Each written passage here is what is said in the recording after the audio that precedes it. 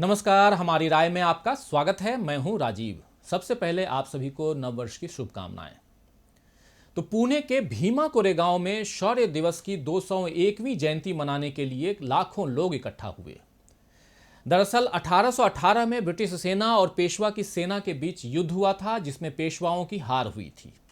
पेशवा की सेना में उच्च जाति के सैनिक थे, जबकि ब्रिटिश सेना में अधिकतर महार जाति के थे, जिन्हें निम्न जाति का माना जाता है। इसीलिए इस लड़ाई के केवल राजनीतिक नहीं, सामाजिक आयाम भी थे और बीते 200 सालों से निम्न जाति के लोगों की उच्च जाति पर इस जीत को उत्सव की तरह मनाया जाता है। भारत में जाति प्रथा के कारण विभिन्न वर्गों के बीच होने वाले संघर्ष का ये एक उदाहरण है।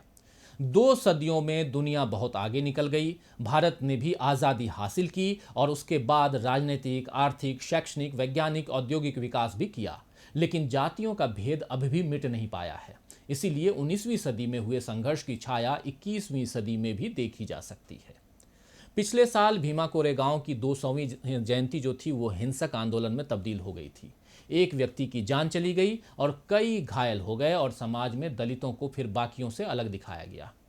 इस बार कहीं कोई हिंसा न हो, किसी किस्म की अप्रिय घटना न हो, इसके लिए प्रशासन ने पहले से एहतियात बरती। लाखों लोगों के एकत्र होने की संभावना को देखते हुए भीमा कोरेगांव और उसके चारों ओर भारी पुलिस बल तैनात किया गया। बंबई हाई कोर्ट ने पुणे में भीम आर्मी की जनसभाएं करने की अनुमति देने के लिए पुलिस को आदेश देने से सोमवार को इनकार कर दिया। इससे पहले मुंबई पुलिस ने शुक्रवार को भीम सेना के अध्यक्ष जो हैं चंद्रशेखर आजाद, 7 अन्य नेताओं और करीब 350 कार्यकर्ताओं को हिरासत में ले लिया। अफवाहों पर लगाम लगाने के लिए इलाके में इंटरनेट सेवा बंद कर दी गई।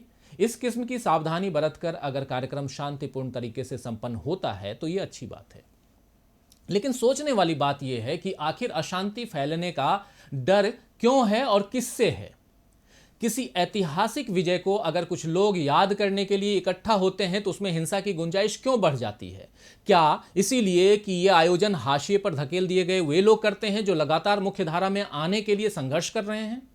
कार्यक्रम से पहले सुरक्षा व्यवस्था चाक चौबंद कर पुलिस प्रशासन ने तो अपना फर्ज निभा लिया, लेकिन समाज, सरकार और राजनीतिक दलों को भी अपना फर्ज निभाने की जरूरत है।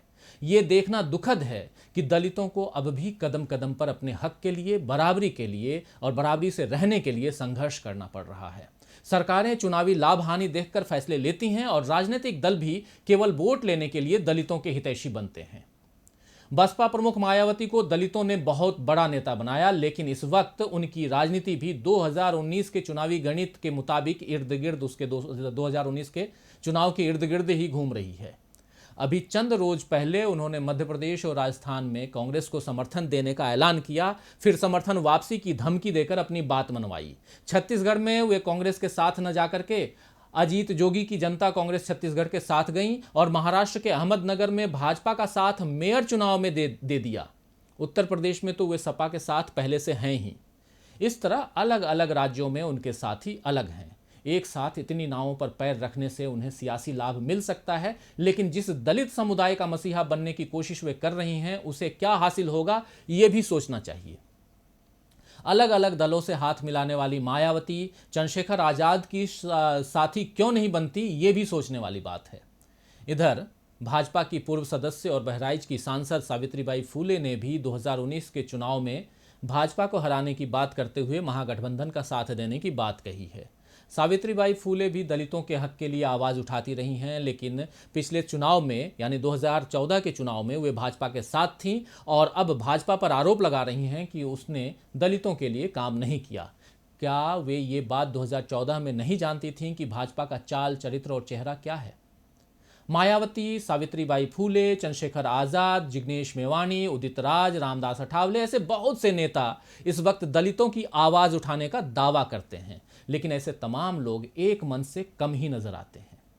ये सही है कि लोकतंत्र में सबको अपने अपने तरीके से काम करने, दल या संगठन बनाने और अपने बैनर के तले काम करने का हक है, लेकिन इसमें दलितों का असल में कितना भला हो रहा है और सियासतदानों का कितना, ये भी सोचना होगा।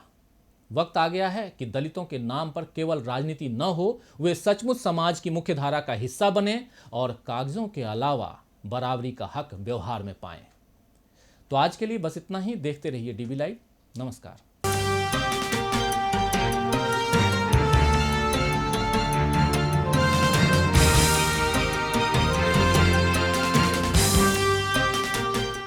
हमारे चैनल से जुड़े रहने के लिए YouTube पर टाइप करें DB लाइव, सब्सक्राइब बटन को क्लिक करें और बेल आइकन को दबाना ना भूलें ताकि खबरें आप तक पहुंचती रहें। देखते रहिए DB लाइव, क्योंकि यहाँ हैं खबरें लगातार।